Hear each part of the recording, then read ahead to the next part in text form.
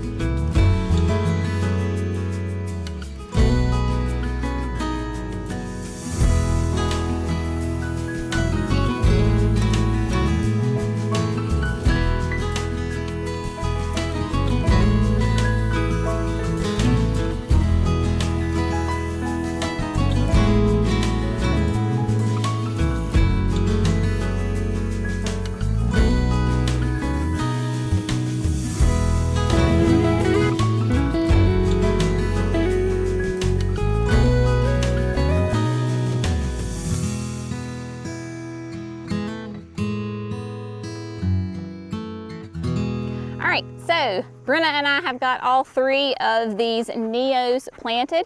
You may have noticed, like when I was pulling them out of the containers, as I told you in the beginning, these are not as fully grown as maybe they should be. But when you're careful and knowing that and taking them out of the container, if you're very careful with them, then you're not going to disturb the root system too much. So these are in there, in the ground, with that biotone starter fertilizer. And basically, I just need to make sure that they stay well watered going into the rest of the fall and into winter. Once winter comes and we're getting, you know, it's much cooler temperatures and we're getting more consistent rain, then I really don't have to worry about these at all. Looking at the forecast though, we are not forecasted for any rain for our foreseeable future. The ground right now is nice and moist. There is a nice big thick layer of mulch all the way around them. So I will come back maybe tomorrow and give them a nice drink of water in the morning.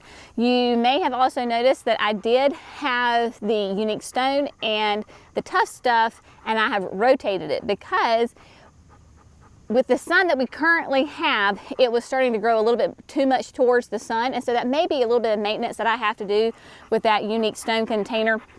Is like once a month, just kind of rotate it so that the hydrangea gets sun all the way around. So if you see that it looks a little, bless you, if it looks a little funny on this side, it's just because I rotated it so that it gets sun all the way around. Now, Miss B and I are gonna go just right over my right shoulder and we're gonna get that edgeworthia in the ground. I was really excited about having that edgeworthia. If you don't know what an edgeworthia is, of course, stick around and I will tell you everything you need to know about this fantastic shrub.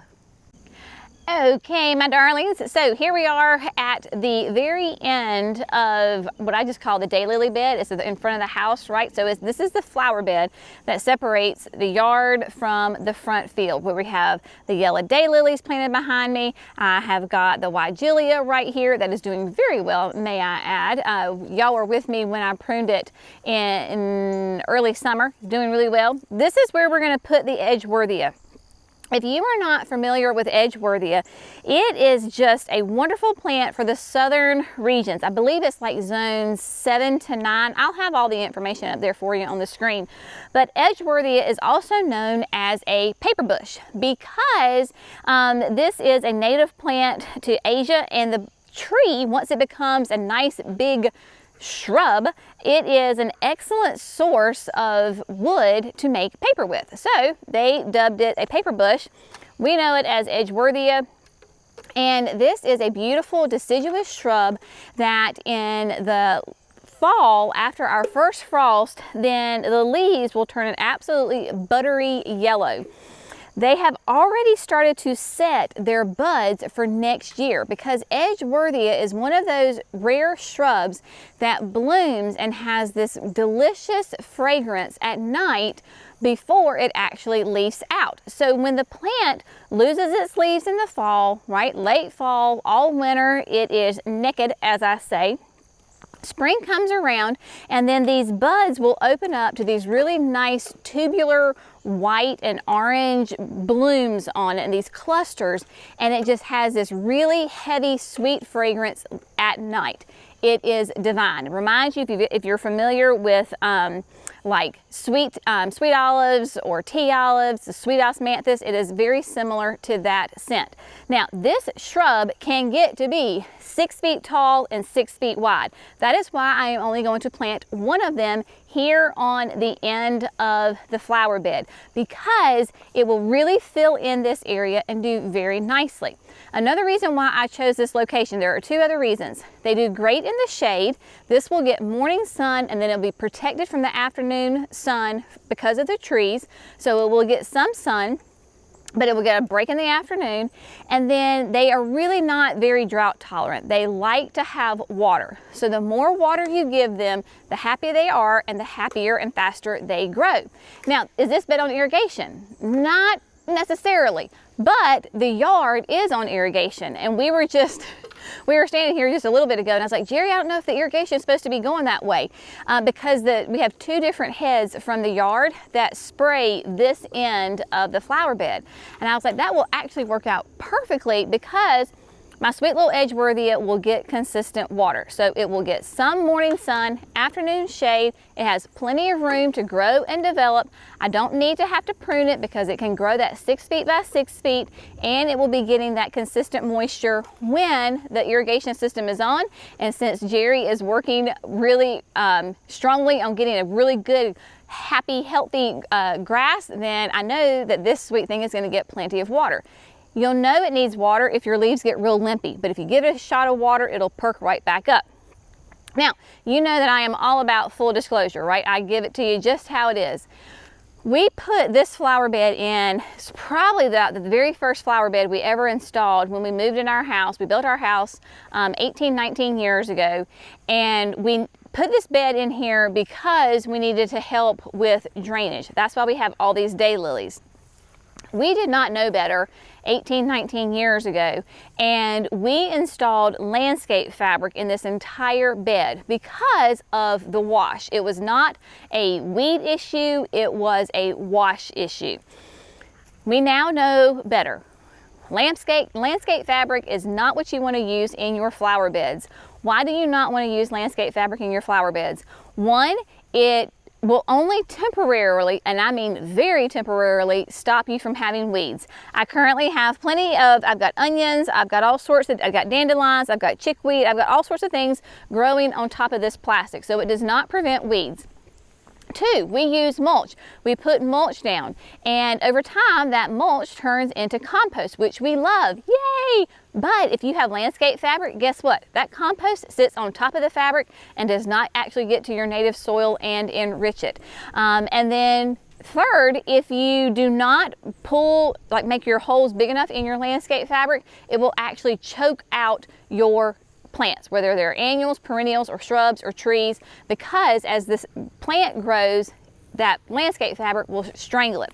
I have got landscape fabric right here, so I am going to cut out a nice big section of it so that this edgeworthia has plenty of room to grow. So you may be asking, well, why in the world do you still have it down? Short and simple answer, it is a pain to get up.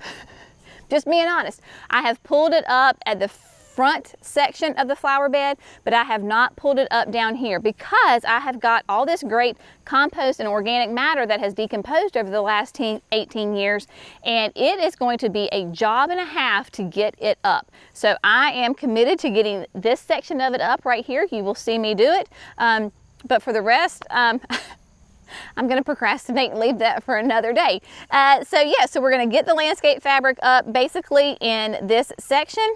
We will get our hole dug for the edgeworthia, use the biotome, get her in, and then put the mulch back, and then today's project will be done. But now we get to have the fun part of getting that fabric up off the ground, and we can do this. I have faith in us.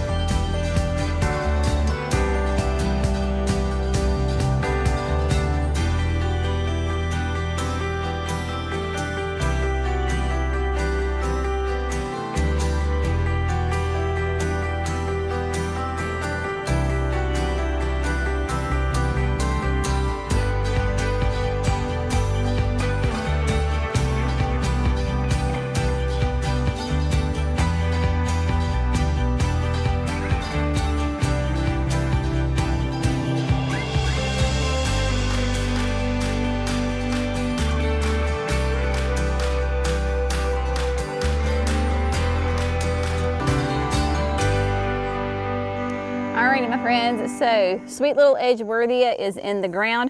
I think it's going to do really, really well here. It will be a beautiful statement at the end of this flower bed. Cannot wait to see its fall colors because, you know, like I said, it just brings such interest to your garden, even in the winter when it is just nice sticks showing, but you've got your flower buds. And then late winter, early spring, those open up to the most delicious fragrance. Soon after, you've got gorgeous, it's kind of a, I mean, obviously it's green, but it has a little bit of a blue-gray tint to it. Very soft, I might add. And then here, once we get some really nice cool nights and get our first frost, it'll turn that beautiful buttery yellow. I think it's going to do really well here. Good consistent water, has lots of room to spread her wings and grow and be a very happy plant.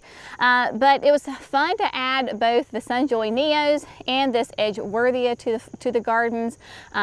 Fall here in North Carolina is an excellent time to be planting. Here we are in early October. It is great. We can finally be outside and garden without sweating. We're getting cooler nights. That means it's less stress on the plants. It's less stress on you when you're in the garden, but it's less stress on the plants. Their roots are going to be very happy. That is why we plant in the fall in the south, because cooler temperatures, less stress on the plants.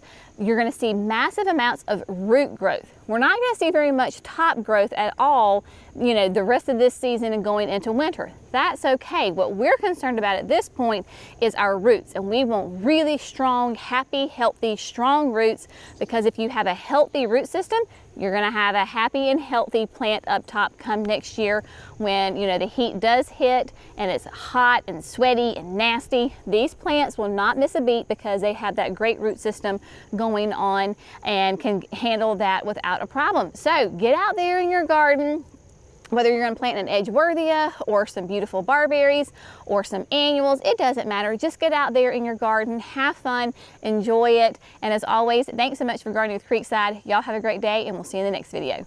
Bye, friends.